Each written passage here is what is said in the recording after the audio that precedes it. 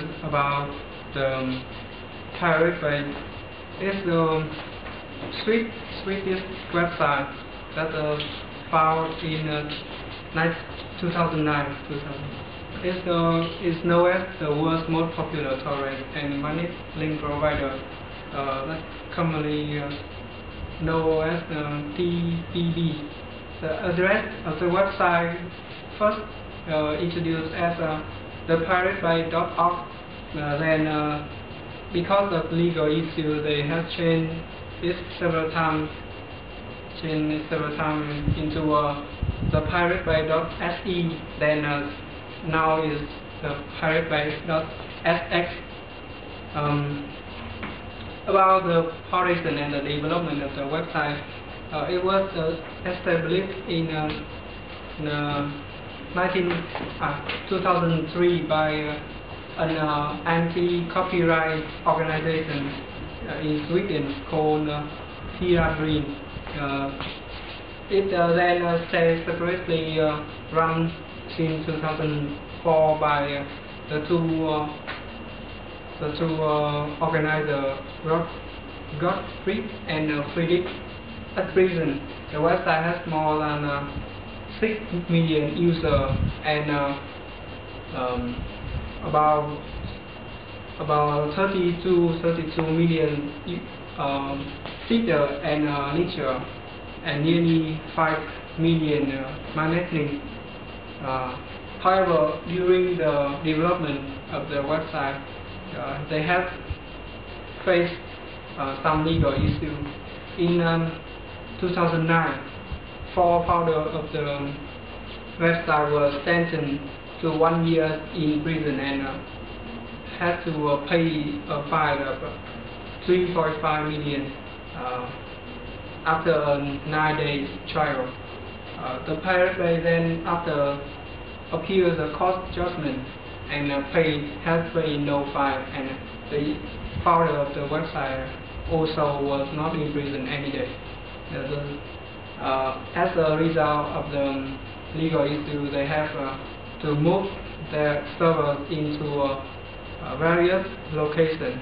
That their humor says that they have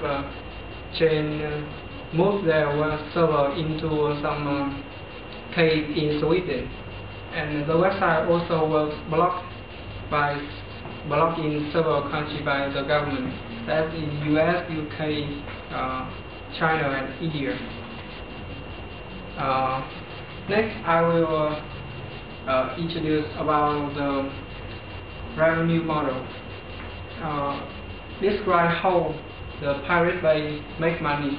As they admit in the court that the Pirate Bay was found as a commercial firm, not provide free service to the user. They also have to make profit to run the server, to run the website. The primary source of profit is advertisement on the result search page. They have also other sources as donation from user and two kind of currencies called Bitcoin and Litecoin. Now you can see the link to the donation in their homepage. The case in the textbook also mentioned about the challenge of the streaming data service to the P2P sharing.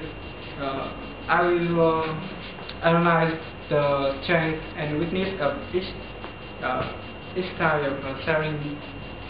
First, on the advantage of the P2P model. The P2P model is totally free to the user, and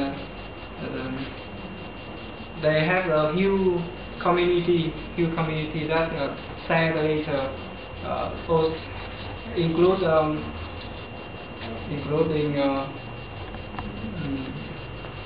movie game software that okay. The advantage of the streaming data is it's secure, more secure. It allows people to play the content, the media, while they have not downloaded yet.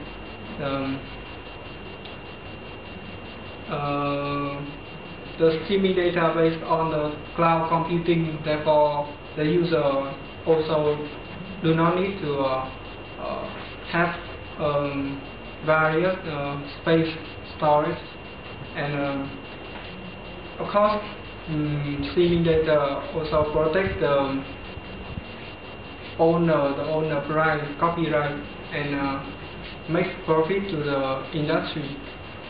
However, each of the time has disadvantage.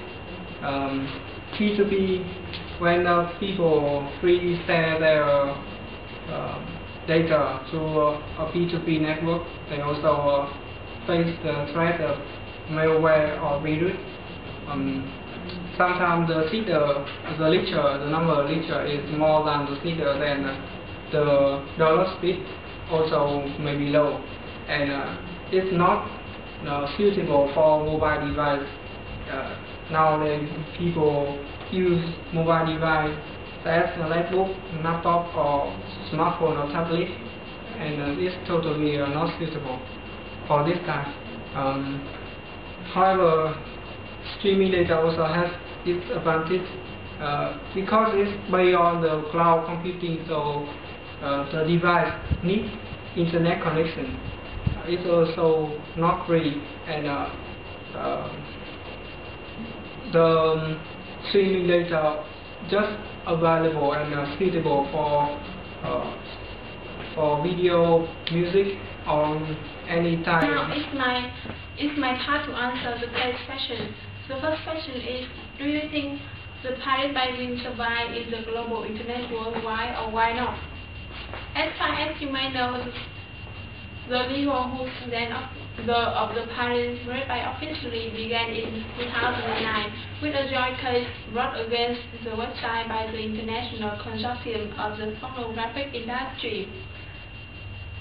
The child culminated in the founders of the website being sentenced into a year in jail and payment of £2.4 million in fines.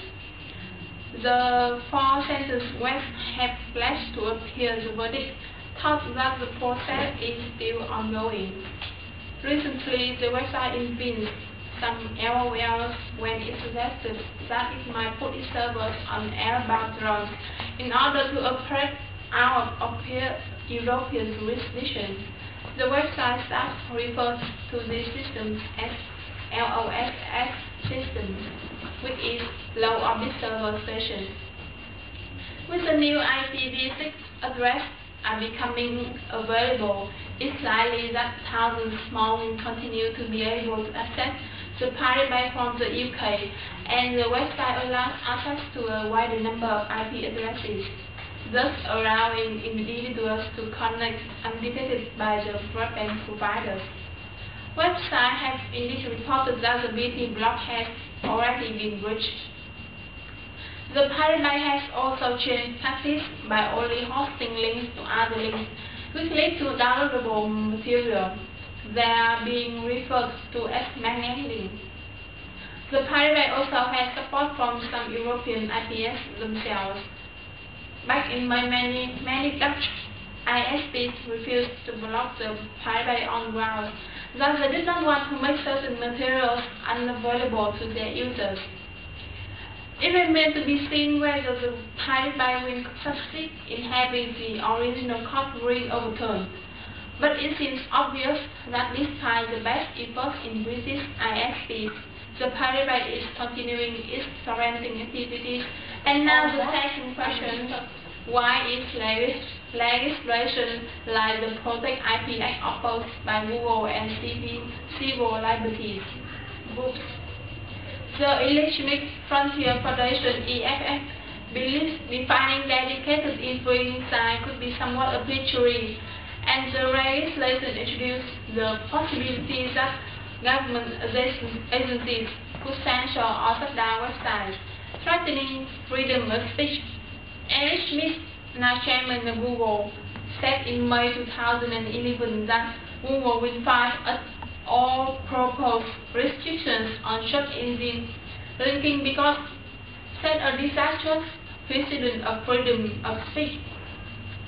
Because Google's search engine is used by millions of people every day to find BitTorrent sites, Google itself is a major contributor to infringement, and although unintentionally. Eric Smith also stated that the IP Act, which was designed to prevent online threats to economic creativity and theft of intellectual property, if passed into law, it would give the government the right to shut down any internet site dedicated to infringing activities. Okay, thank you. Now let's turn to the third part of presentation, the lesson withdrawn for Vietnam. In this part, we will together discover some experience for both Vietnamese government and the Vietnamese company. First of all, we discover the lesson for the Vietnamese company. They should not come into the same way with the Pirate Byte to become the copyright infringer. Instead, they should comply with the regulation of the government about the copyright issues, or else the consequence for the Vietnamese company is enormous. In the case of the Pirate Byte, as we know, the company is fined with billions of dollars, and even the father is arrested by the government. And secondly, we will investigate the lesson for Vietnamese government. They need to take the example of Pirate Byte to strictly fine the Vietnamese company who violate the regulation of the government about the copyright issues.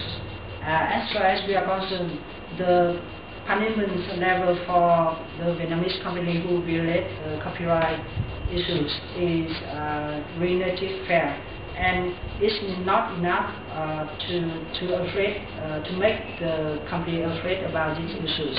And the punishment level should be raised to limit this situation, as the copyright infringers can do severe harm to the national economy and violate the human rights. And in addition, the government should also take more concerns about the copyright issues. Instead of cursory inspection in violating company, government need to investigate more and more to completely remove the copyright issues out of the industry of Vietnam. However, it is the work of the long term, not the short-term effort. Okay, now let's come to the last part of our presentation, the conclusion. We have together